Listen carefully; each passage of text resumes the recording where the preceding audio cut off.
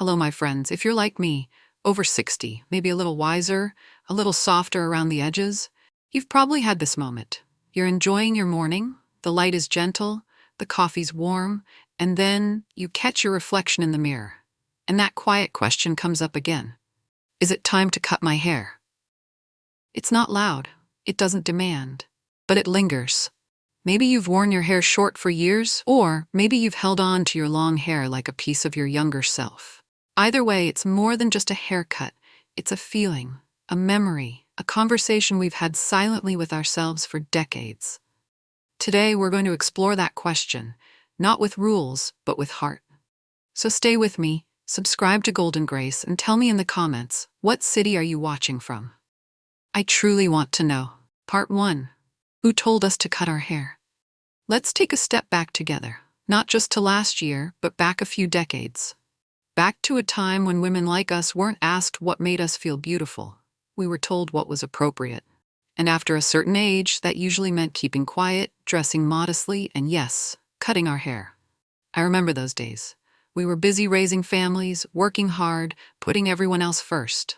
And somewhere along the way, the world convinced us that looking the part of a mature woman meant trimming away not just our hair, but parts of ourselves.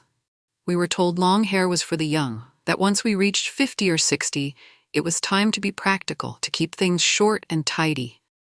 Not because it brought us joy, but because it made others more comfortable. But no one ever stopped to ask if we still liked the feeling of hair on our shoulders, or the way it danced in the wind on a sunny afternoon. It wasn't about beauty, it wasn't about comfort, it was about fitting in, about disappearing, quietly and politely, like we were supposed to. But here's what I know now, after 60, after retirement, after loss and love and rediscovering who I am again, we don't need to disappear. We've earned our space, we've earned our style. And if short hair doesn't feel like you anymore, then why follow a rule that never asked how you felt to begin with? Because the truth is, we're not the same women we were back then. We've lived through changes, through challenges. We've grown wiser, more reflective, and maybe even a little braver. So if the old rule says, cut it short after 60, well, maybe it's time we write our own. Part 2. Does long hair really make us look older? Now let's talk about the question that stops so many of us in our tracks. Does long hair make me look older? I've asked it. You've probably asked it too. Maybe after a visit to the salon or one of those mornings when we're adjusting our glasses in front of the mirror and wondering if it's time for a change. We've heard the warnings that long hair pulls our features down, highlights our lines, makes us look tired. But here's what I've learned over the years. It's not the length that ages us. It's the energy. Hair that's dry, limp, forgotten, yes, that can make us look older. But so can a short style that's too harsh or not really us. The secret isn't in the scissors, it's in the spirit behind the style. When long hair is cared for, when it has shape and shine, it moves with us. It softens our features, it frames our story, and it reminds us and everyone else that we're still vibrant, still fully ourselves. So if you're wondering whether long hair still works after 60, maybe it's time to stop asking if it makes you look older and start asking if it still feels like you. Because that's the only measure that truly matters. Part 3. The emotional connection women have with long hair. Hair is never just hair, not for women like us. It holds memories. It holds seasons of our lives we can still feel. For many of us over 60, long hair isn't about fashion or trends. It's personal. It's part of who we've been and who we still are. I can't tell you how many times I've heard a woman say, I miss my hair the way it used to be. Not just the texture or the color, but the feeling of it. The way it made her feel whole. Maybe you remember sitting while your mother brushed it before bed, or pulling it back quickly while chasing toddlers around the house. Maybe you remember the summer it blew freely in the wind, and you felt, just for a moment, young, wild, and entirely yourself. That kind of memory stays with us. And when we cut our hair because we think we're supposed to, we don't just lose inches, we can feel like we've let go of a piece of ourselves. For some women, growing it back is like coming home, a quiet reclaiming of something we didn't realize we missed. Not for anyone else, just for us. Because sometimes, in a world that still tells us how to age, how to dress, how to fade politely into the background, long hair is our gentle way of saying, I'm still here, and I still get to choose. So no, it's not vanity. It's identity. It's permission to feel whole again. And in a time of life when we've given so much to others, maybe it's okay to hold on to something that simply feels like us. Part 4. Face shape, hair texture, and what works after 60. Now, let's shift gears a little. We've talked about emotion, memory, and identity, but I know many of you also want something practical. You're not just asking, can I wear long hair? You're wondering, will it actually suit me now? And that's a fair question, because let's be honest, our faces change. Our hair changes too. And while our hearts stay strong, our features soften. Skin loses firmness. Hair might lose volume or its natural bounce. But that doesn't mean we can't still wear it long. It just means we need to be thoughtful about how we wear it. The right style can do wonders. It can frame the face, highlight the eyes, even bring out the warmth in your smile. The trick isn't about following beauty rules. It's about understanding what brings balance and movement to your natural shape. If your face is fuller now than it used to be, gentle layers can help soften the edges. If your hair is finer, adding shape without weighing it down can create the illusion of fullness.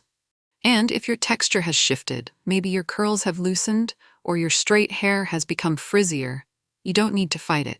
You just need to work with it. Because hair doesn't have to be perfect to be beautiful. It just has to feel like it belongs to you.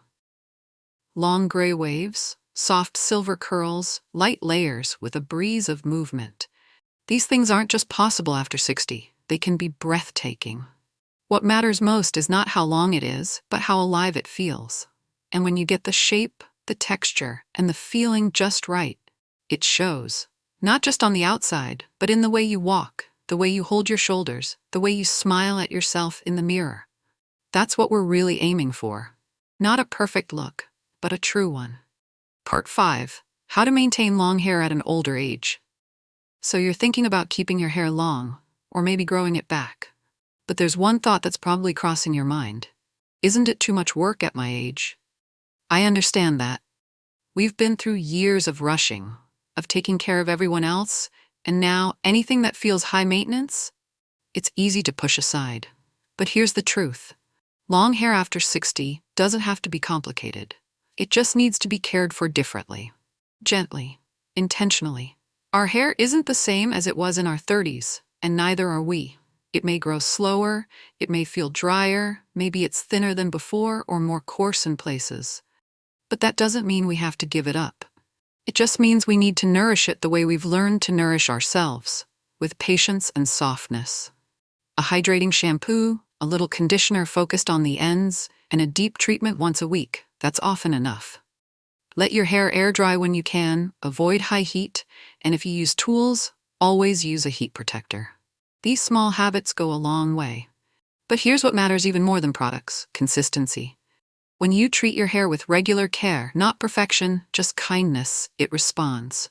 It begins to shine again, to move with ease, to feel like a part of you, not a burden. And that feeling, that quiet joy when you brush your hair in the morning, when it catches the light just right, that's not vanity. That's self-respect. Part 6. Real stories. Why some women kept their long hair. Sometimes the most powerful voices aren't the loudest.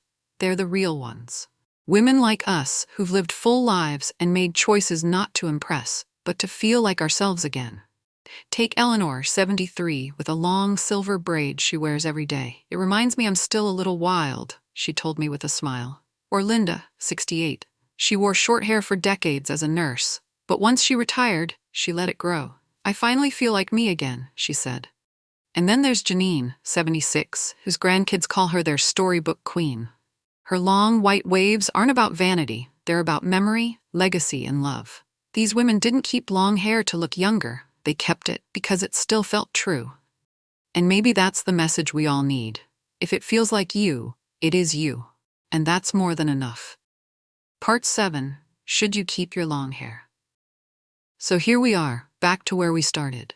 That quiet question, the one you've asked in front of the mirror more than once. Should I cut my hair? After everything we've shared together, stories, memories, truths, you probably know by now there's no one-size-fits-all answer. And that's the beauty of it. You don't need permission to wear your hair long. Not from a stylist, not from society, not even from the past version of yourself. The only thing you need is to want it. Because after 60, after all the things we've done and the people we've cared for, it's okay to make choices just for us. If long hair still feels like you, if it still brings a spark to your eyes or a softness to your smile, then it's worth keeping. And if one day you do decide to cut it, let it be because you want to. Not because someone else said it's time. You've earned the right to look exactly how you want to look. To feel exactly how you want to feel. Because beauty doesn't fade with age, it deepens. It becomes quieter, stronger, and far more powerful. So the next time you catch your reflection and that little question comes up again, smile and answer it from the heart. That's where the real beauty has always lived.